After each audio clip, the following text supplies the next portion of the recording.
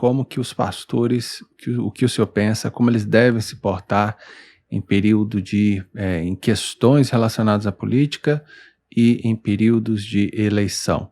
Por exemplo, ele tem que ser muito declarado para um lado ou para o outro, ou pastoralmente ele precisa ser mais comedido, e porque ele pode lidar com os dois grupos, né, do seu rebanho, e em tempos de eleição, como que o pastor tem que proceder?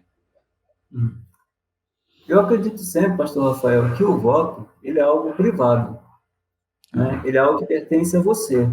Ele é a sua intenção, é a sua motivação, é a sua análise. Agora, dentro de um contexto pastoral, é claro, nós lidamos com uma comunidade de fé, a nossa, por exemplo, hoje, nós estamos aqui em torno de quase 1.200 membros, que eles certamente não concordam entre si, mas eu defendo sempre essa ideia bíblica de orientação de um povo, não para o partido, mas a orientação para uma conduta prática de fé e que testemunhe, mesmo em tempos tão adversos como esse, onde muitas vozes são ouvidas. Nós temos que apontar para aquele que reina soberanamente, aquele que constituiu em nós, a partir de Cristo, toda essa legitimidade de fé, ou seja, aquilo que não contrarie o caráter de Deus. Por exemplo, as nossas plataformas em cultos, elas não são um lugar apropriado para nós fazermos ou abrirmos precedentes para políticas.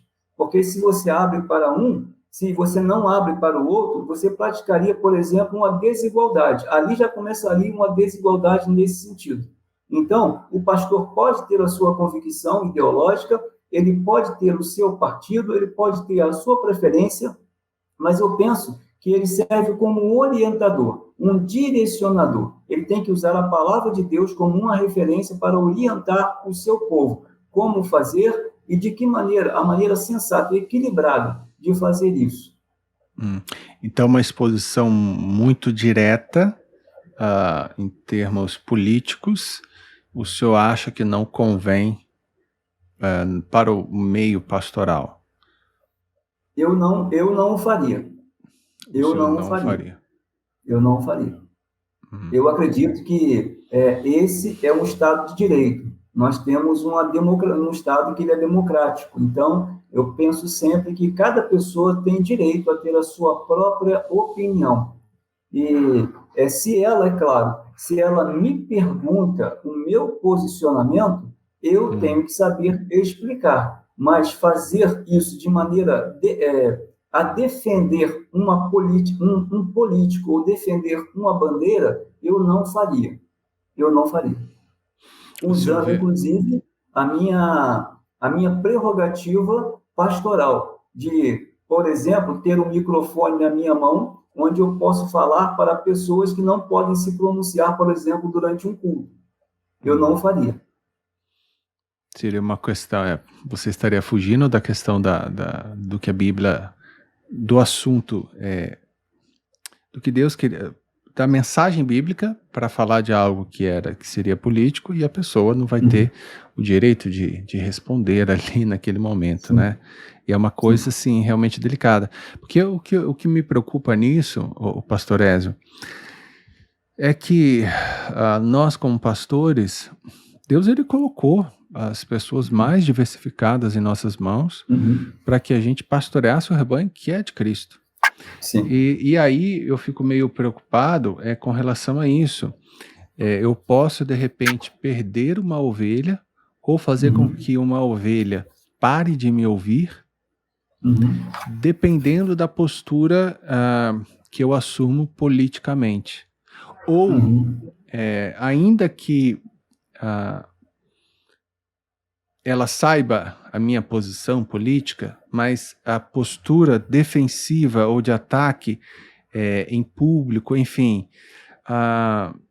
eu penso nisso, e aí eu confesso que eu fico preocupado, porque de repente a pessoa ela pensa de forma diferente de mim, mas ela me ouviu falando algumas questões, Uhum. que para ela é um grande absurdo.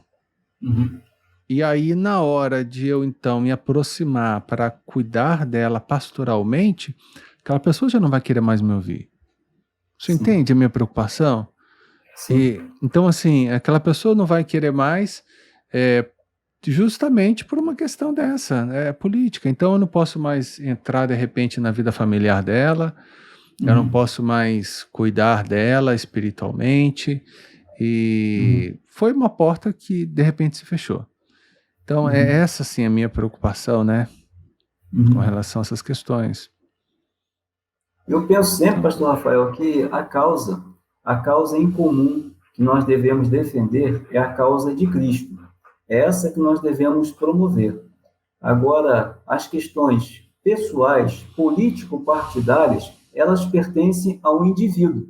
É claro que vai influenciar a comunidade como um todo, mas ela pertence ao indivíduo, ela pertence à pessoa. A escolha pelo seu partido, a escolha pelo seu político, a escolha dessa bandeira, ela é privada.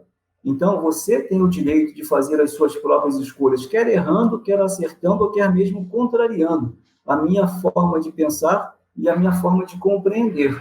Então, nós devemos sim respeitar cada pessoa dentro desse seu segmento. Se ela apoia um ou a outro, isso não vai me dizer respeito.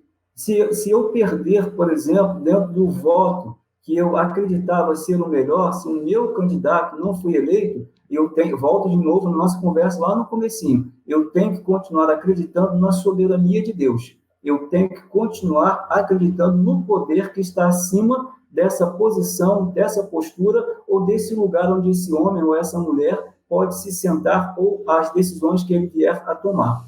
Então, eu penso sim que é uma responsabilidade pessoal, eu tenho a minha responsabilidade de saber como fazer isso, como escolher, como votar, e votar conscientemente, não aleatoriamente. E também não de maneira omissa, né? Porque senão já escolhi um lado. Quando eu me claro. omito, eu já escolhi um lado e depois também não tenho nem muito o que dizer sobre se o certo ou o errado, porque na realidade eu não estive em nenhum dos dois lados.